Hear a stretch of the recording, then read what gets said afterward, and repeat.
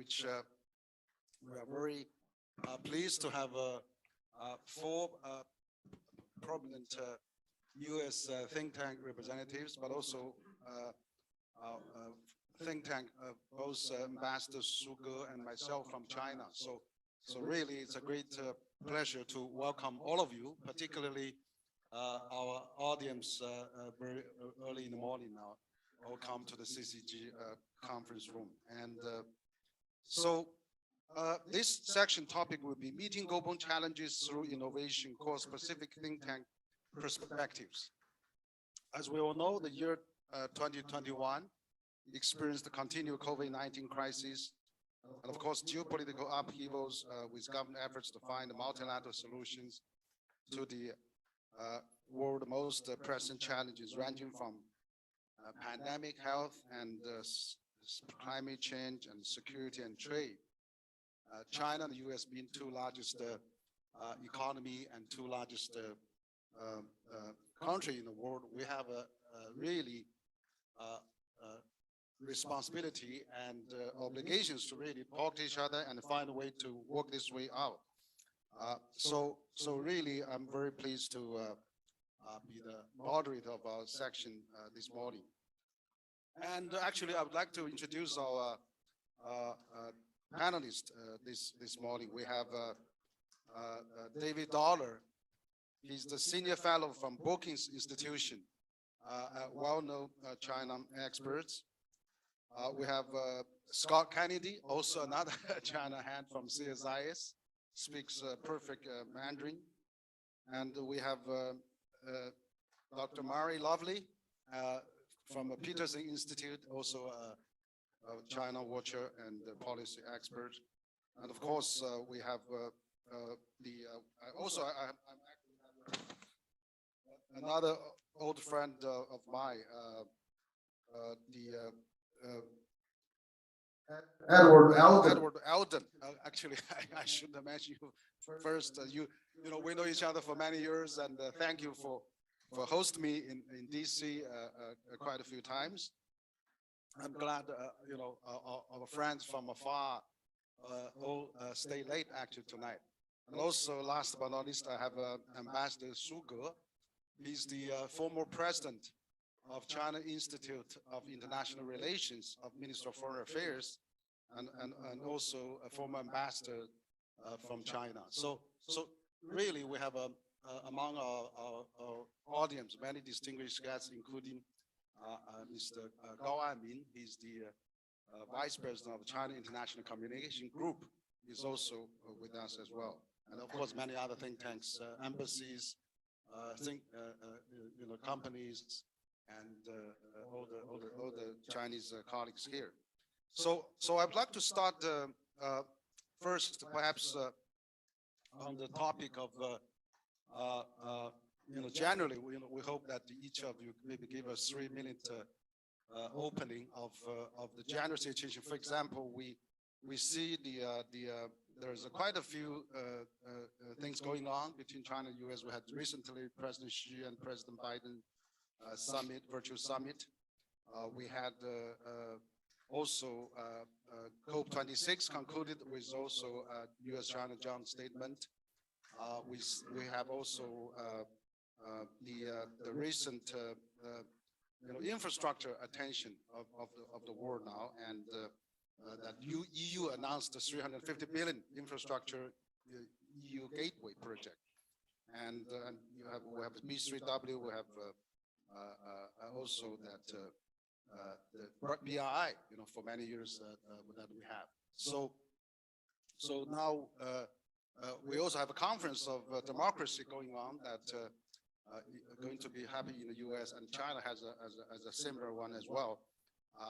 So there's many issues, but what I would like to start with is that perhaps, you know, each panelist can give you know, 2 or 3 minutes of opening on how we can really work together. I mean, we have a responsibility, we have the you know, obligations being the two largest economy, and also through the think tank dialogue that we can really work together. So perhaps I'll start with Edward Alden, that you know, you've been the experts on migration, talent, foreign relations,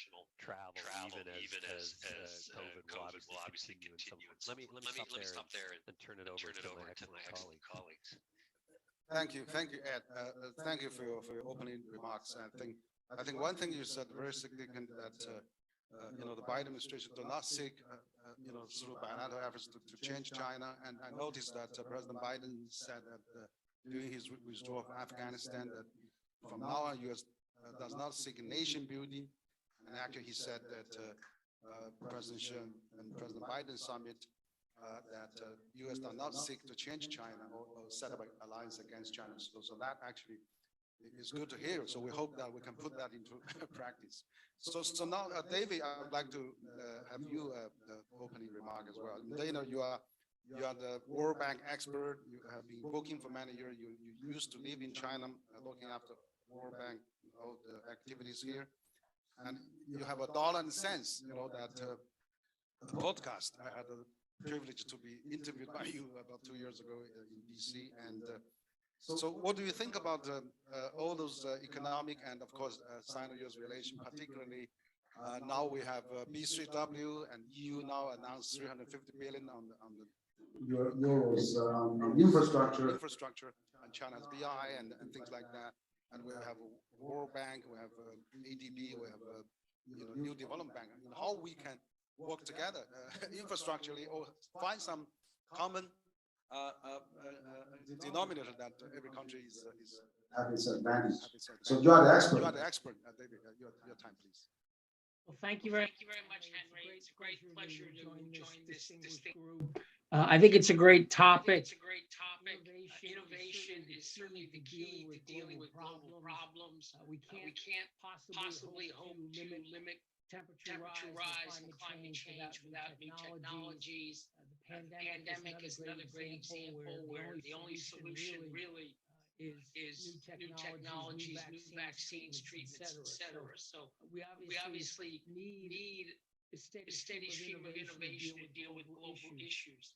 There are a lot of factors that go into innovation, and I don't want to oversimplify, but I am one of the last people who really believes in free trade and openness, and I do think openness is a fundamental foundation of innovation, and that includes international investment and trade, but also the flow of information and data, students, researchers, etc. I think all of that creates a great ecosystem for innovation, and we have lots of examples of that.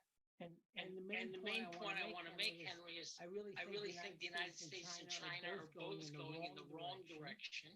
They're going in the wrong direction in interesting different ways. So if you look at China's restrictions, to me the most glaring one is the data security law and limits on cross-border data flow. So this is going to severely limit the transfer of data, and that's going to impede into all kinds of different research potential. But Edward just made the good point. About China has very, very severe restrictions on travel during this phase of the pandemic, and some of that's understandable, but that's really cutting down on the ability of researchers to meet together and for other types of flows. So I think you can point to some specific parts of China's policy that have become more restrictive. But of course, we can say exactly the same thing about the U.S. The U.S. is very deliberately limiting investment and trade in certain high-tech products, particularly between China and the United States. Frankly, I see the U.S. trade policy is quite confused. It's one thing for the senior officials to say we don't expect to change China, but you can find lots of commentary from the cabinet officials of this administration pointing to some specific trade problems and issues and saying we're going to hold China accountable. We expect China to change these practices. So frankly, I think a lot of the U.S. administration statements are inconsistent, and there's a confused trade policy on the part of the United States, or more broader than trade, openness policy toward China. And unfortunately, I don't see any of this changing in the next year. We've got politics on both sides of the Pacific. You've got the party Congress in about a year. We've got midterm elections in about a year. It's very hard to see that domestic politics would allow any kind of compromise. So I'm not really optimistic about government-to-government policy changing in the next year, and that does make this kind of non-governmental interaction even more important, and doing it by internet platform is better than not doing it at all. But I think we all miss the ability to travel and interact in person. Hopefully a year from now we'll be in a better place. I wish I could be more optimistic, Henry. I've always been an optimist, but it's too hard to remain an optimist in the current environment. Thank you. Thank you. Okay, understand. We do face a lot of challenges. I think that we have to really sort them out. But that's exactly where we're having this kind of a dialogue, and I think that is really important that we can find solutions to work together. But of course, that U.S. is also having a lot of challenge itself, and that's where we need to focus on our joint the common interests. Now, I'd like to turn to Scott now, and so Scott, I know that you have just recently published your China-U.S. Fighting pandemic. I was also talking to John this morning about your new report with Council of Foreign Relations. So what's your take on China-U.S. relations, and of course also about this report? Maybe it's also a good time.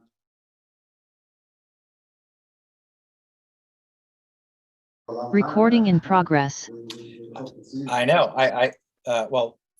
Henry, thank you so much for hosting us. It's good to see you. It's good to see Ambassador Su. I look forward to the conversation. I already learned a lot from Ted and from David, and I'm sure from when Mary speaks as well. And CSIS is a think tank that we care a lot about China. We have 13 or 14 people who work 24/7, 365 on China, and we have a large handful of others who work on China part-time. And as you know, you just heard from the president and CEO of CSIS, John Hamre. He cares a lot about US-China relations as well. We have no single view at CSIS, and in fact, our views change individually over time as the relationship and the two countries change. But we have a deep commitment to figuring out how to solve problems. That's what CSIS aims to do. I think that's what most think tanks aim to do, and we want to do that with other think tanks, not just in Washington, but in China as well. And that's why we published this report last week, co-written by myself and Huang Yanzhong at the Council on Foreign Relations, on how the US and China can address issues related to global health security. And we provide a lot of specific proposals on how to address challenges in 6 areas, including travel, health infrastructure, biosecurity and biosafety, countering disinformation, and other issues. We've gotten a lot of attention already in the United States and in China from our recommendations. I think no one's going to confuse me or Yanzhong as being, unadulterated panda huggers that say we should cooperate no matter what. We think there are certain conditions and goals that we want to achieve. And so we're hoping our report gets a positive hearing in all places, and that we can work on this agenda seriously to just even for America's self-interest, but it benefits China and the rest of the world. We hope so. There's obviously a bunch of other issues that we care about. I'll just mention 2 to add to the list that Ted and David already have made. The first is on the debate about decoupling.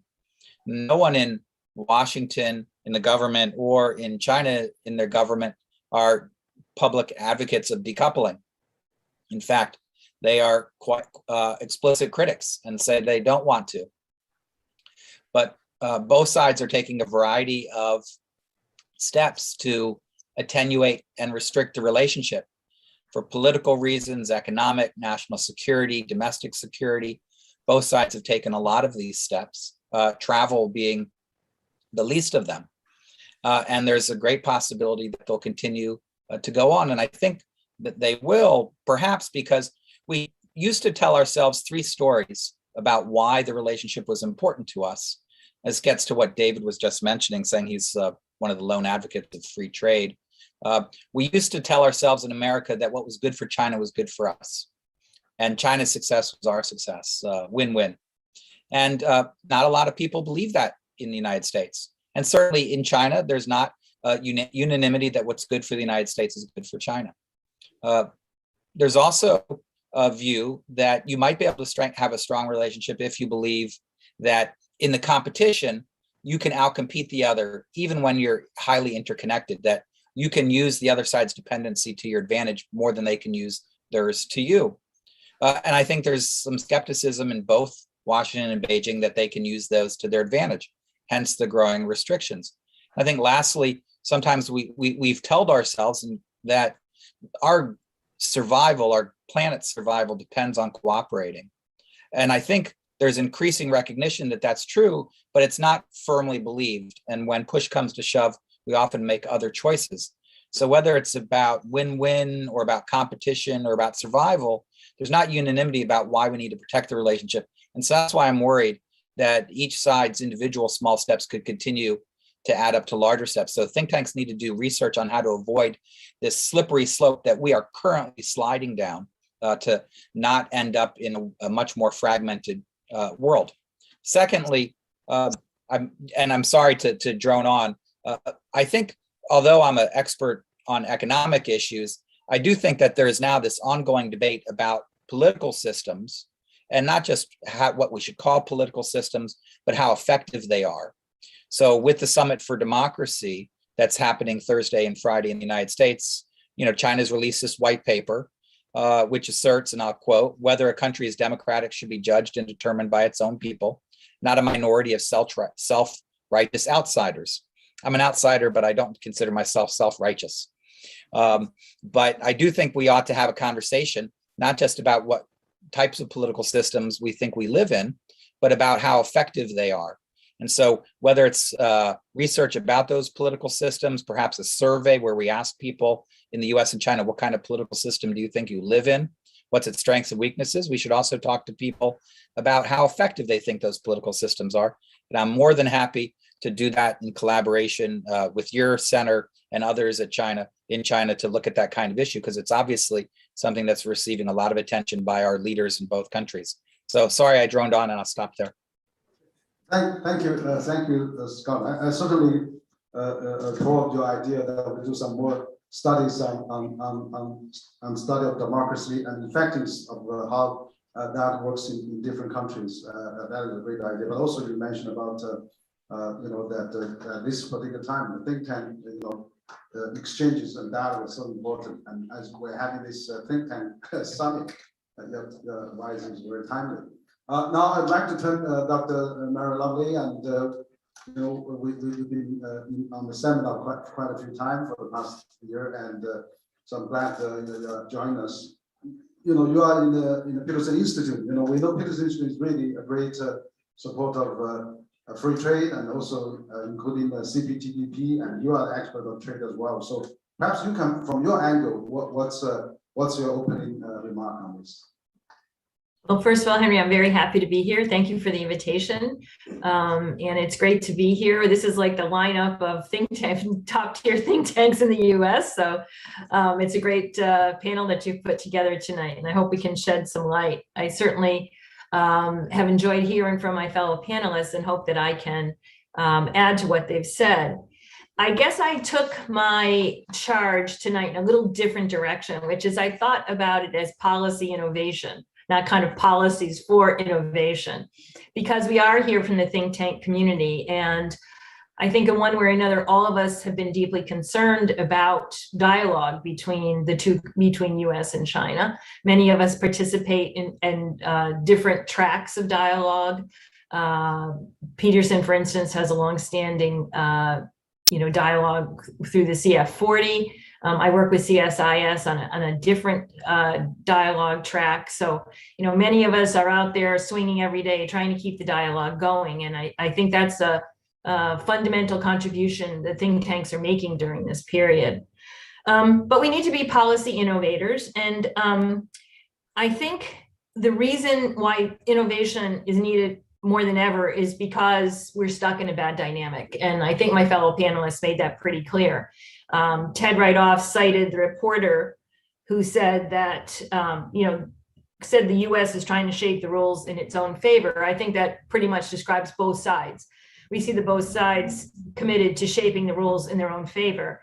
And when the US was what my political science friends would call hegemonic, we tried to shape the rules in ways that actually reduce the impact of power for a variety of reasons that the US valued, which we won't go into tonight. But we have a fundamental change, I think, afoot right now. We're stuck in a bad dynamic.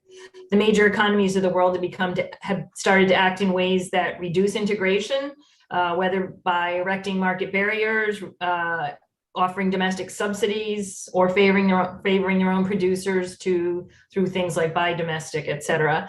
I think these policies are globally harmful because they reduce competition, so they slow growth. They erode our ability to solve common problems, of which we could list many very quickly, I think. And they just reinforce zero-sum thinking and promote conflict. And I guess in my own government, and listening to Catherine Tai at her speech at CSIS, which was a major speech, I was most dismayed to hear what I thought I heard her say, which is that we used to think there were gains from trade, but now we know better. The world has changed. And I think that that is fundamentally wrong. But obviously, that puts me in the minority. We could talk about what's driving countries away from globalization or from the belief that integration is gainful. That's a long conversation. I'll just very briefly highlight two things. One is, of course, the need for redistribution at home, both President Xi's move for common prosperity, President Biden's move for Build Back Better. There are many people who are resentful and feel they've been left out of the enormous wealth that's been created over the last 30 years through globalization, 40 years. But I think even more fundamentally is an insecurity about the future due to rapid technological and social change.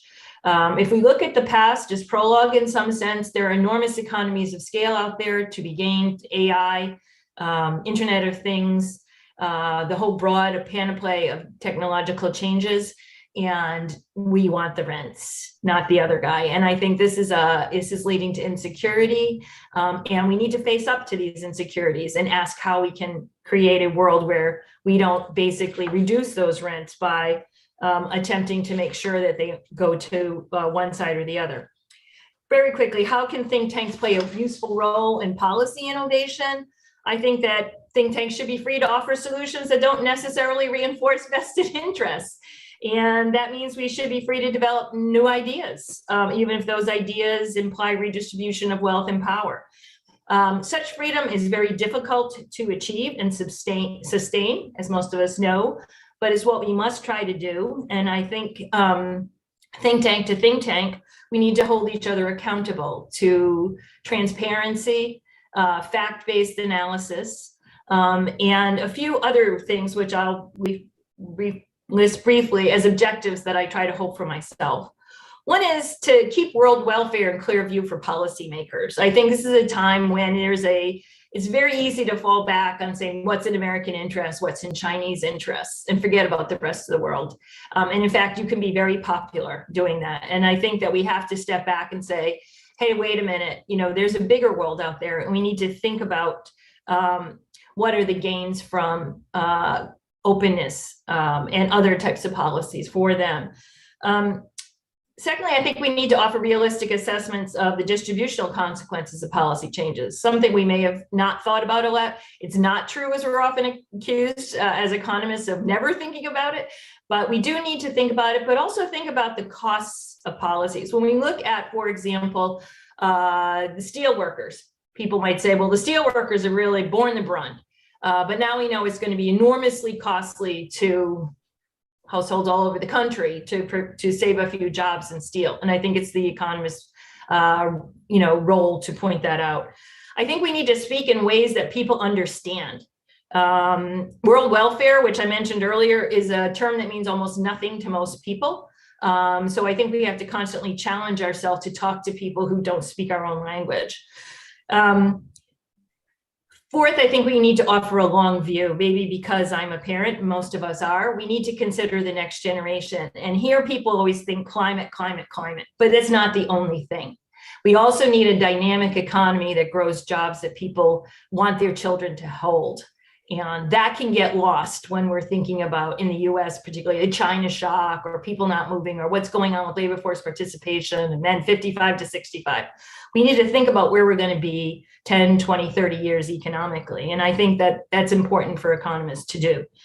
And lastly, I think that as economists, we need to work to bring forth economic trade-offs and implications of decisions taken for the environment, for national security, and even in human rights. These are areas which we may feel a little bit outside of our comfort zone. And it is true that some things have infinite value. I would certainly like to, live past tonight. And I would like you to spare no expense to make that happen. But, in cost benefit analysis may not apply to that for me, but these kinds of things are rare. There are always alternatives to policies or courses of action. And I think that economists need to be there offering perspectives on the trade-offs that we face in those various realms, even if it is outside our comfort zone. Okay, I'll leave it there. Okay, thank you. Thank you, Mary, and for your comments. And I certainly, concur your idea that think tank actually should play more role, and innovation policies and the policy innovation, that's where think tank probably should do best, and particularly during those difficult times of the world situation. Now I'd like to introduce last but not least, my friend and my colleague, CCG advisor, Ambassador Su Ge, and he was the president of one of the most also influential think tanks in China, China Institute for International Relations and Minister of Foreign Affairs, but he was the chairman of Asia Pacific Economic Cooperation Council for quite some time. So Ambassador Su, you've been you were the Minister Counsel at the Chinese Embassy in the U.S. You know U.S. China quite well, and after our top think tank colleagues from the US, we give the courtesy of our friends afar, and now I want to invite you to make your speech as well. So, Ambassador Su, please. Thank you very much, Hui Yang. And it's really good to actually see all the through a screen, but it's better than nothing. Thank you. To see our old friends from on the other side of the Pacific. So I feel great honor to attend the 6th annual forum, Global China. It's of great significance of today's forum and panel to discuss the changing international circumstances and explore how to proceed to promote a stable and sound China-US relationship in the days to come. So let me share with you 4 ideas or 4 thoughts. The first one is general for US-China, the 2 biggest countries in the world, members of the United Nations Security Council, the largest developing country, no matter from which way you look at it. This relationship is not only a bilateral relationship. It concerns the peace and stability in the Asia-Pacific region and in the world. In a word, in a sense, in the future of the world. So we, as we all know, that the US-China relationship fell into the most difficult and a grave period since the establishment of diplomatic relations. Well, there are many reasons, but one of the reasons is that there was a policy change in your strategic national strategic report. Although China has not been written as the adversary, however, it is felt at this side of the Pacific that somehow, in the mindset of some US strategists, China has been selected as an imagined adversary. So there are very strong negative sentiments on the outside. I think that the most recent, as we are just now pointing out, a dialogue, a virtual summit between the two presidents, that was very timely. Of course, we know that only one dialogue will not solve all problems. Yet, the very fact that these two presidents were able to sit down at the top, this sent out very important gesture, because if we were to summarize the gist of the meeting, I think that would be non-confrontation.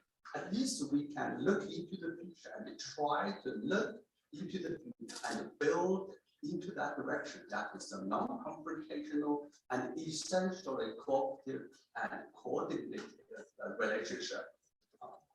And the second point I would like to make is that, as you can see, the Chinese side has mentioned this number of occasions that China and US are two biggest nations in the world. We have differences in our political structure, we have differences in economic systems, differences in history, culture, and so on.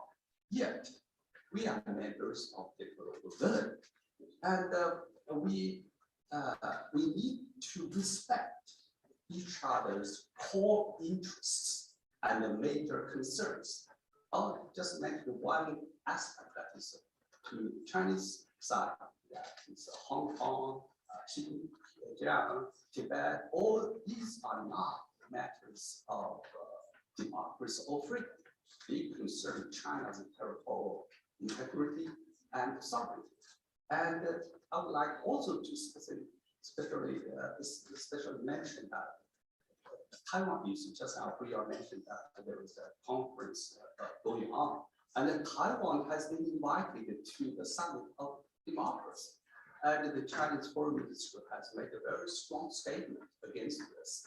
So I think that I will mention this example to indicate that Taiwan issue is one cornerstone in US-China relations.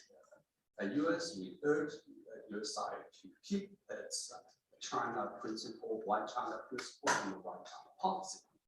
And the third point I would like to mention that we have so many differences, yet we need to find common ground. That's the most important.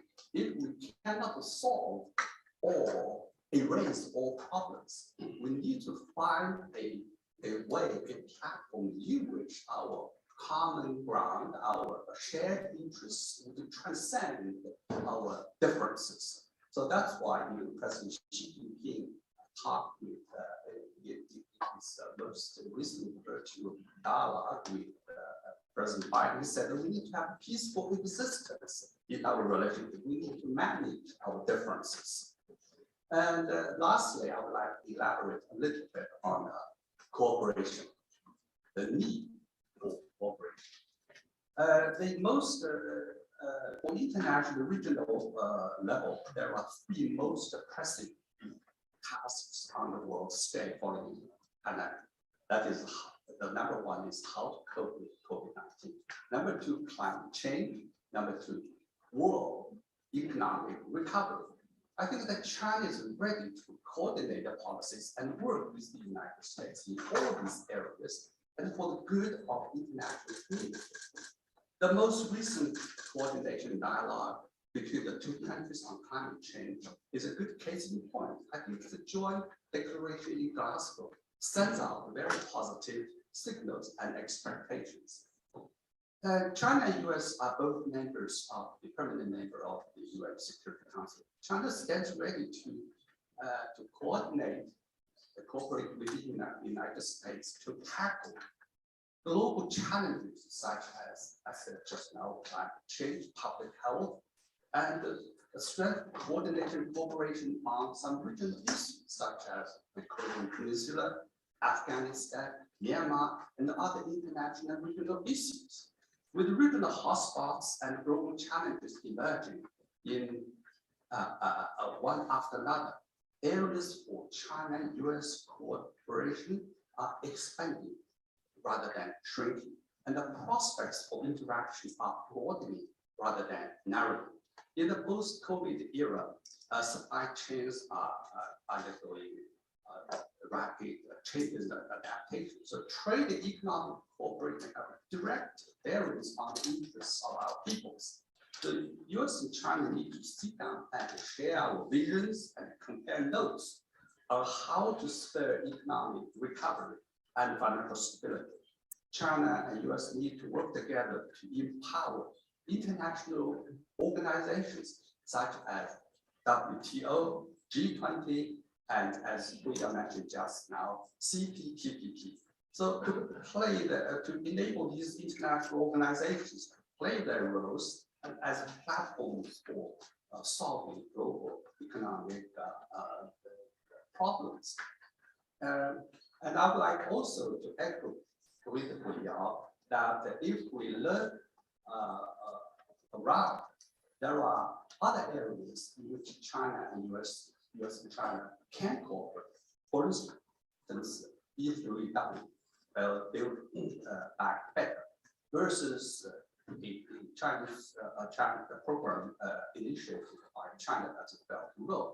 But to improve infrastructure, competition, or to yield to coordination and cooperation.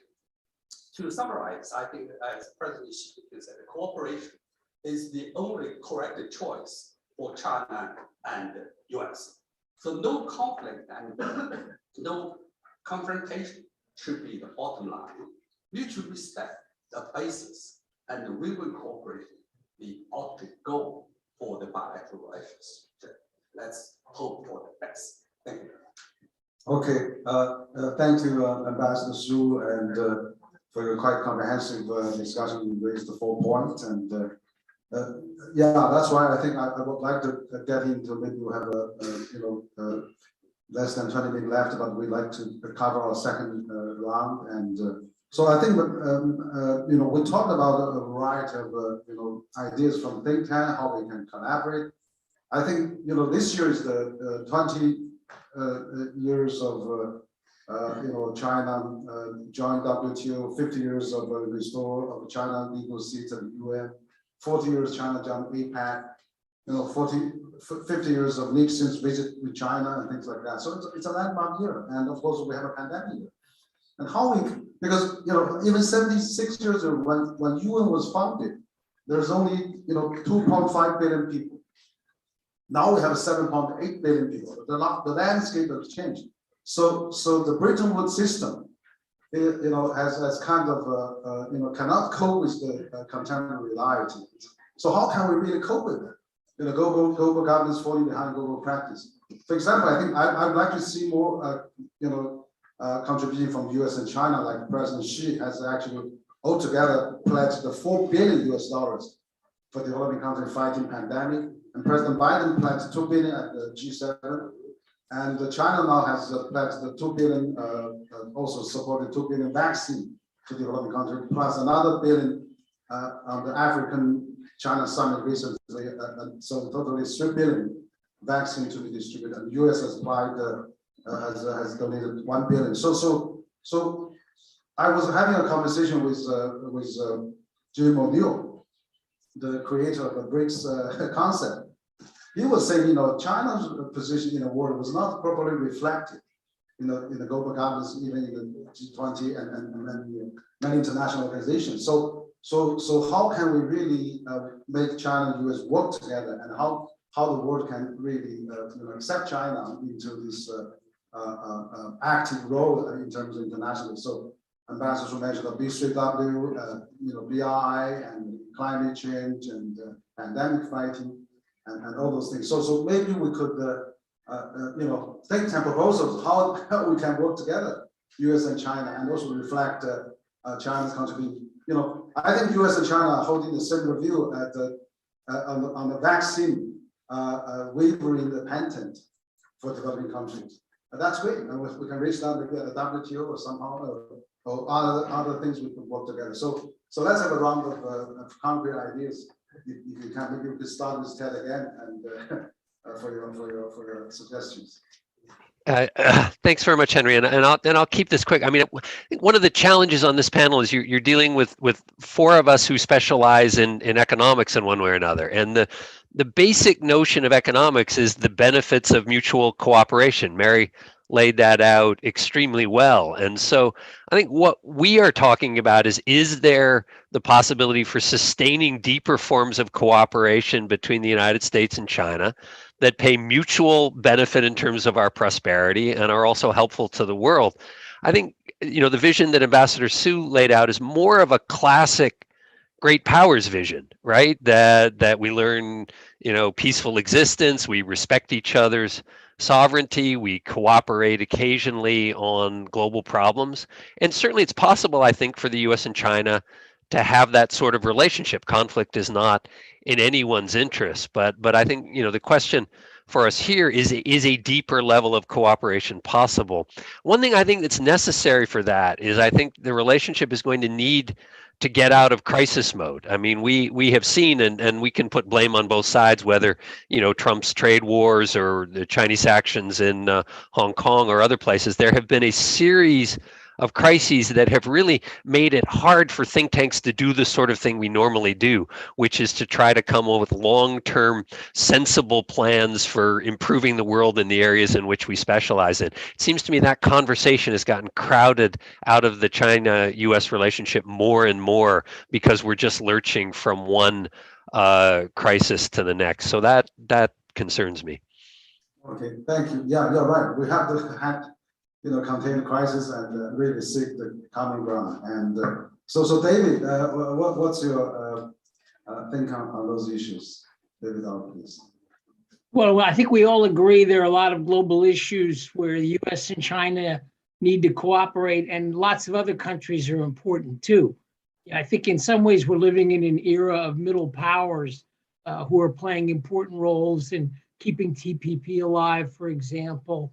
I think there are quite a few examples. So, let's not get hung up on a G2 idea, but we are the two biggest, and it's hard to imagine effective global progress without cooperation. Now, the idea I want to add to this discussion, a very simple one, which is I think we're much more likely to be able to work together in multilateral fora than bilaterally. I think there are just a whole lot of reasons why the bilateral relationship is quite poisonous now, and I don't see that changing in the next few years.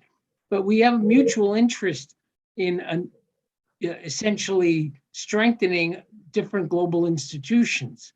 The International Monetary Fund, I think, has done a pretty good job dealing with the various debt problems and financial issues, but IMF needs more resources. And clearly, developing countries led by China are seriously underrepresented in the IMF.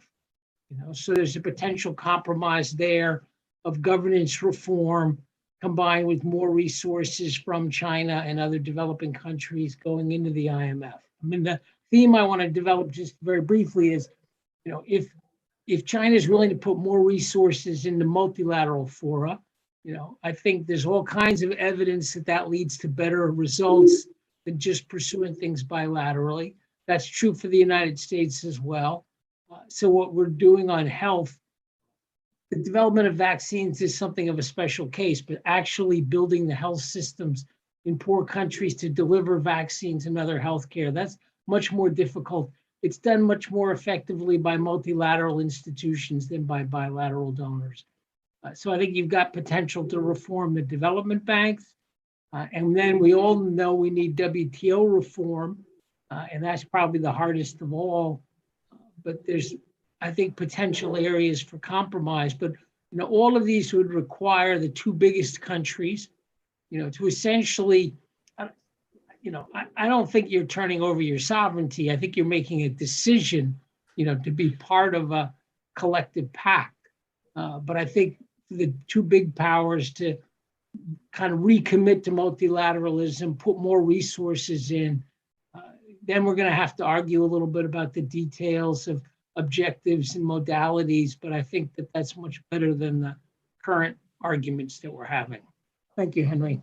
Yeah, thank you, David. Absolutely, I think you're right. We need to strengthen multilateralism, and China already played actively on the multilateral scene, as I indicated on pandemic fighting. China has donated quite a lot to the developing countries, and so. But how we can work that into a multilateral system and give China more recognition? Exactly, I think we need to work on. I mean, as you said, IMF. I mean, China had some IMF expansion after financial crisis, but for the last 5 years, and then we stuck. We do not have any new improvement on China's role there. So you're right. I think we could do more. I totally agree with you. And so Scott, maybe your second round of thought on these issues. Sure.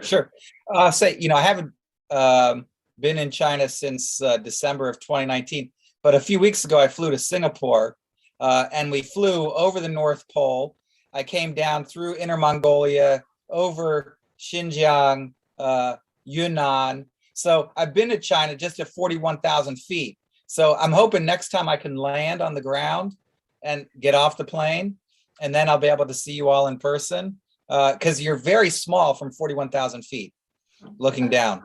I would say more seriously, 5 years ago, CSIS, my program, we hosted an event celebrating the 15th anniversary of China's WTO entry. And we had Ambassador Charlene Barshevsky and Ambassador Zhang Xiangchen speak at the event. Both of them participated in the negotiations for China's entry 15 years prior to that, interacted with each other a lot. Ambassador Zhang is now Deputy Director General of the WTO, in charge of research and many other issues. And even in 2016, right, there was still some trepidation about the health of the WTO and where it was going. That's, pre-Trump, right? And there was concern that because of the different economic models that the US and China have in China's scale, that peaceful coexistence within the WTO would be difficult. And here we are 5 years later. I'm sure they both recently spoke at an event, or about to do so tomorrow. I think the Asia Society is hosting them for an event. And I bet you there's not going to be as much ambivalence. There's just going to be general sadness. Two areas where we would need to see progress at the WTO when they eventually get the 12th ministerial together. The first would be on fisheries. They've been negotiating an agreement on fisheries for a long time. And it'd be great if all the important parties to that agreement that have stakes in it, including China, can make the types of concessions and cooperate with the spirit that Ambassador Su suggested. The other is, I think, the issue that is central to whether or not the WTO has any future. And that's a question of government support for industry. Sometimes subsidies, but sometimes other types of state support. And since that really is only barely covered in the agreement on subsidies and at the WTO, the US and others, market economies, have been looking to strengthen that agreement and its disciplines regarding transparency, regarding potential caps on subsidies and ways to penalize and seek relief from subsidies sooner. Because right now you have to prove harm, and it's usually several years after harm has been inflicted that one can get relief, and that's far too late. So obviously this question about the role of the state is at the center of the disagreement between China and many other countries, whether it's bilaterally or multilaterally. And unless we solve it, we are going to have a difficult time keeping this global economy together to get the kind of gains that Ted, David, and Mary have talked about that we could achieve. Just think about electric cars and the potential for China to start exporting millions of electric cars to the rest of the world. That'll generate a lot of intense reaction from others. And you think about robotics and many other products. So I think we have the chance for great gains, but we also have the chance to achieve far, far less if we don't put some more disciplines around some of these things. And that requires some self-sacrifice from some of the larger members of the international community, including the US and China. Yes, thank you, Scott. I think you have made a lot of comments on the multilateral system, WTO particularly. I think we really on WTO, we need to work on the low-hanging fruit. I mean, one of the achievements actually, China, initially I was at the WTO 2019 Public Forum that, the WTO launched an anti-plastic emission to the ocean initiative. Now more than 40, 50 countries actually signed up for that. So hopefully, we can make some incremental progress so that to really keep the attractiveness of the WTO. So thank you for your comment. Now we have Mary. So your last word, please. We are coming to almost the end. Mary, please.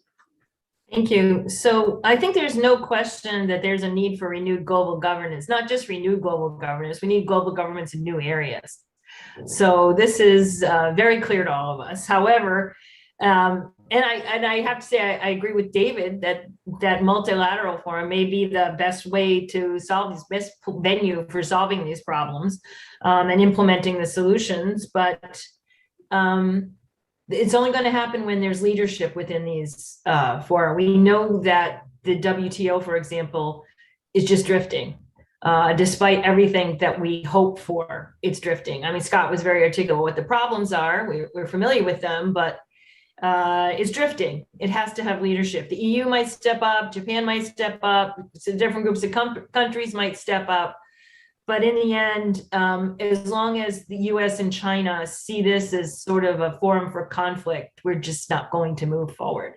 So I guess that right now, I think this relationship remains central. It may be that it comes down to trying to find some way of thinking about the role of the state that allows for continued commercial and other types of interactions, as Scott suggested.